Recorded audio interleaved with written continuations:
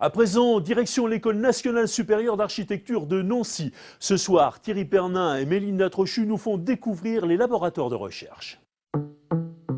Nous avons deux laboratoires, donc le CRE, Centre de recherche en architecture et ingénierie, qui travaille plutôt sur les applications des outils informatiques pour simuler, anticiper la conception et la réalisation des bâtiments, et le LAC, laboratoire d'histoire d'architecture contemporaine, qui travaille plutôt sur une histoire des idées et des édifices de la période, allez, on va dire, du XXe siècle essentiellement.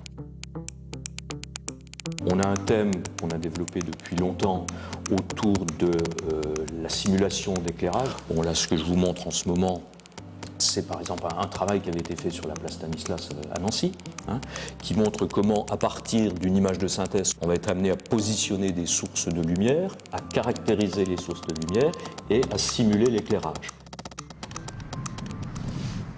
Le laboratoire d'histoire de l'architecture contemporaine travaille essentiellement sur l'architecture du 19e et du 20e siècle, et je dirais encore plus spécifiquement sur la période de l'après-guerre. C'est un bâtiment qui a une grande importance sur le plan historique, puisqu'il est l'un des bâtiments je dirais, majeurs de la période 70. Il a reçu en 70, cette année-là, un prix, qui est l'Équerre d'Argent, qui est un prix très prestigieux. C'est un édifice qui a été construit sur un noyau en béton, et toute la tour a été construite sur une structure suspendue. Pour des raisons tout à fait spécifiques au programme, il fallait construire très rapidement. Donc la partie au sol a été construite simultanément à la tour, de façon à gagner des mois de réalisation.